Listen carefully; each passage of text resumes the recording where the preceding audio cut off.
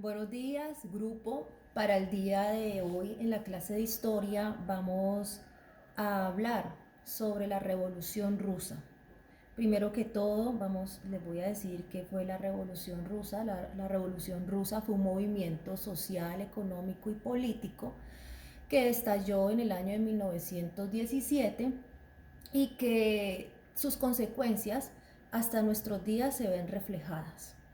Entonces vamos a ver por qué se origina esta revolución. Vamos a ver primero las causas externas, o sea, qué provocó esta revolución desde la parte externa del país. Entonces, durante la Primera Guerra Mundial, ustedes como ya lo tienen presente, esta fue dirigida por países industrializados o imperialistas, pero entonces durante este proyecto que ellos habían emprendido, se vieron que estaban siendo como entorpecidos sus ideales por un grupo o por un partido socialista que se había originado en Rusia. ¿Por qué se dice que estos partidos estaban como provocando trabas a estas potencias? Resulta que estos partidos se han convertido, como les digo, en potencias políticas dentro de sus países. Ellos qué proponían o qué planteaban. Ellos decían que ellos no iban a ir a esa guerra, o sea, a la Primera Guerra Mundial, porque eso no era de sus intereses, eran intereses propios de países capitalistas, industrializados. Entonces, ¿qué pasa allí? Ellos dicen que esa disputa no les compete y que es una disputa entre burgueses e imperialistas y que la clase obrera no debía pelear en nombre de ellos. Pero, lastimosamente, al final terminan eh, uniéndose a la guerra y quedando los trabajadores obreros divididos y al mismo tiempo enfrentándose entre sí. ¿Qué ocurre con estos partidos? Bueno, estos partidos eran dirigidos por unos líderes muy importantes en aquella época o en ese entonces. Por ejemplo, tenemos a Lenin, a Trotsky y a Rosa Luxemburgo de Alemania.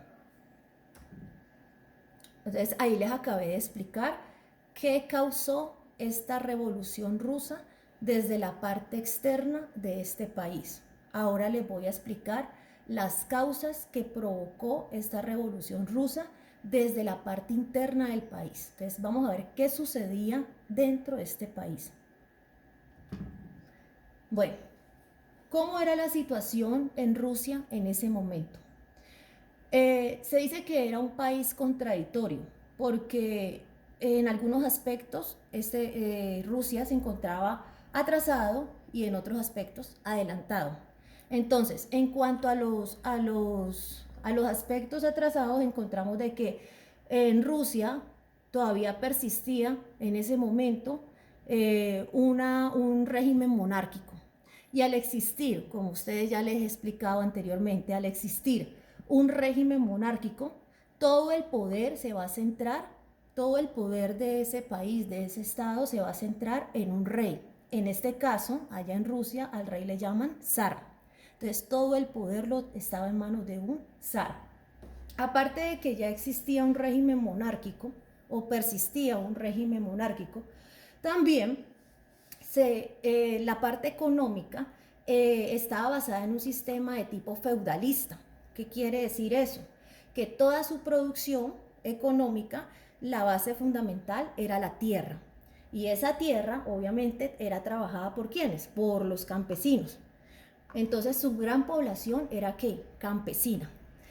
Hasta el momento, aquí podemos ver, bueno, antes de eso, toda esa producción, como ya lo he explicado antes, si es un régimen antiguo o monárquico, todo lo que se produce va a manos de quién, del zar o de la nobleza.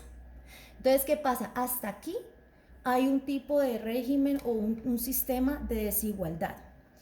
También era trazado porque la participación de la burguesía era escasa, no tenía participación política este grupo social en Rusia en cuanto a lo político.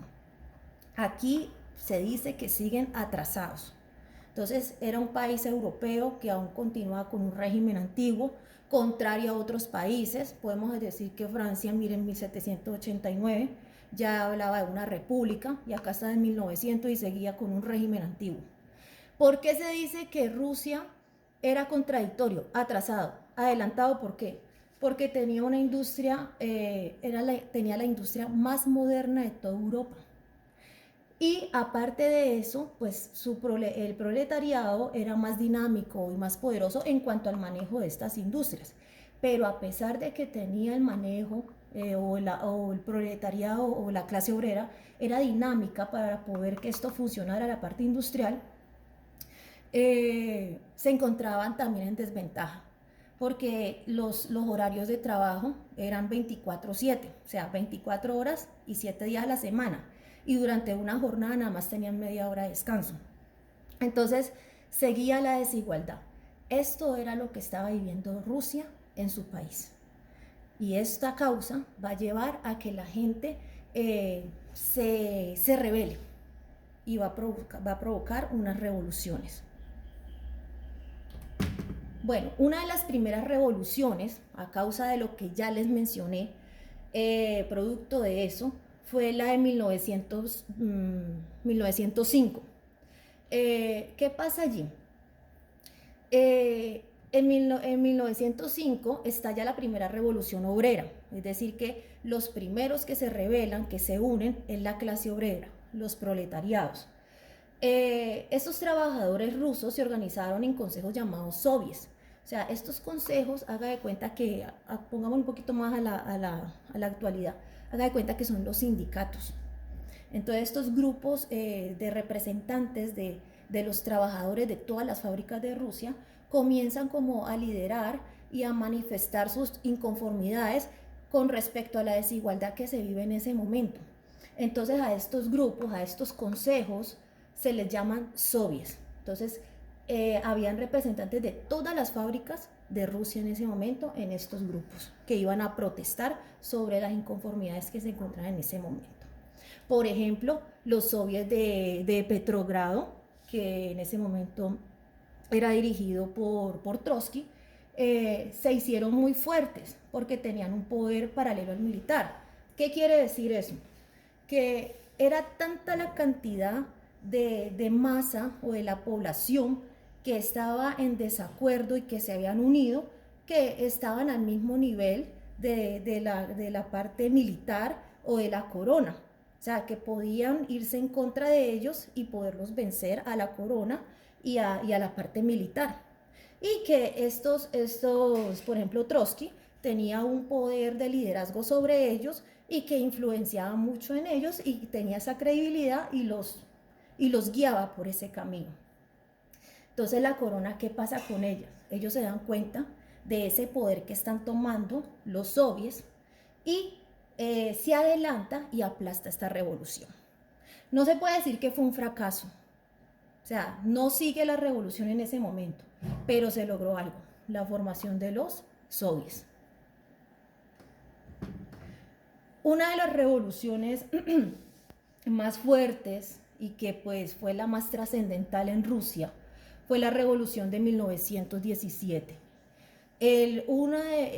Esta revolución inicia su proceso en el mes de febrero del mismo año, y esta revolución fue también protagonizada por obreros, en el cual logran algo más, es que destronan al zar, al rey de Rusia, y para implementar o para seguir adelante, toman como un gobierno provisional.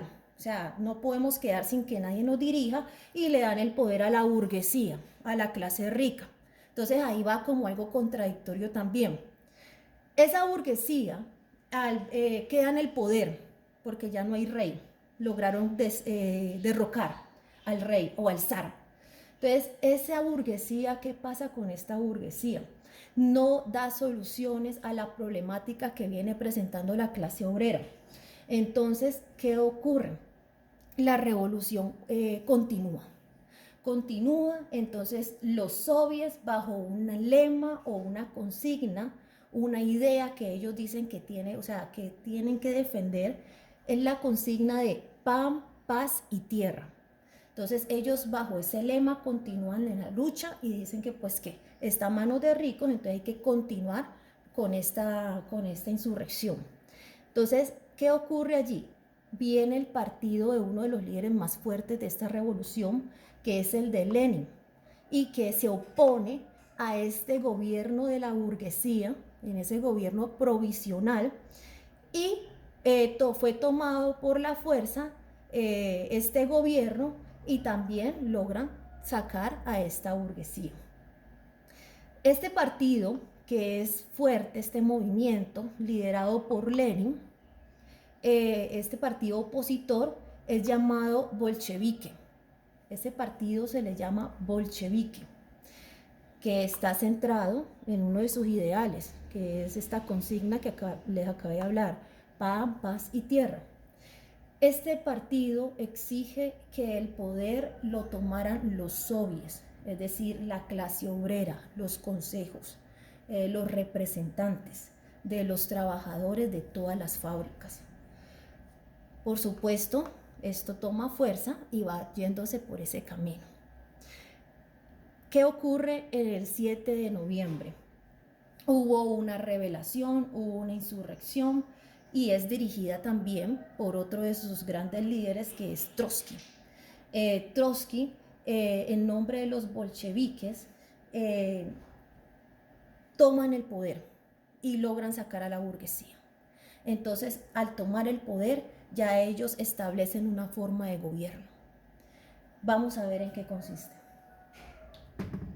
Entonces, como les digo, los bolcheviques bajo un ideal, bajo un lema, que es pan, paz y tierra, sacan al zar, sacan a la burguesía, queda a manos de la clase obrera. Los bolcheviques, luego llamados también comunistas, recordemos que el comunismo es un movimiento en el cual plantea una sociedad sin clases, donde haya igualdad y que todas las propiedades privadas, en especial las empresas, pasen al manejo de la clase obrera, y de este modo distribuirlo de forma equitativa, y a esto se le llama como llegar a un bien común, a un bien de equidad en parte de la, o sea, que llegue a ser un bien comunitario, ¿ya? Entonces, ¿qué quiere decir esto? El comunismo no existe una propiedad privada y no existe unas clases sociales. Entonces, este partido bolchevique fueron llamados luego comunistas, y ya les expliqué en qué consiste el comunismo. ¿Qué ocurre? ¿Cómo fue la forma de gobierno de los bolcheviques? Expropiaron las mayores fábricas, los bancos, y pasaron a ser administrados por el Estado para llegar a la igualdad y poder distribuirlo entre todo el Estado, entre todos sus ciudadanos. Las haciendas también las expropiaron, y la tierra empezó a ser repartida. Entonces aquí vemos que ya comienza como a generarse un sistema de igualdad, de acuerdo a las ideas de estos líderes, de Lenin, de Trotsky, y de este partido que era conformado por los soviets, que es el partido bolchevique. Bueno, después de que ya tenían el poder los bolcheviques, que eran la clase, los soviets, clase obrera, liderado por Lenin, Trotsky, tenían otro propósito. Ya habían logrado lo que querían en Rusia, acabaron con un antiguo régimen. Pero entonces, ¿qué querían lograr ellos más? Había un propósito también: extender la revolución rusa por toda Europa. Que todos los países, que todas estas ideologías que les acabé de mencionar del comunismo fueran tomadas por los países más adelantados también de Europa. Esta revolución da inicio pero esta revolución se ve cercada, se ve entorpecida por una gran cantidad de ejércitos imperialistas o ejércitos industrializados de los países potencias en ese momento. ¿Por qué se ve? ¿Por qué no les conviene? Porque pues obviamente va en contra de los ideales de los imperialistas, de los países industrializados, porque recuerden que estos países potencias tienen un sistema totalmente diferente, que ya se los había explicado en otras clases. Su sistema era capitalista, o sea, solamente ve por los intereses propios, contrario a las propuestas de ellos. Ellos siempre, o su lema es, apunta a un beneficio común. Entonces, ¿qué pasa? Viene un ejército formado por imperialistas y va a atacar la revolución rusa.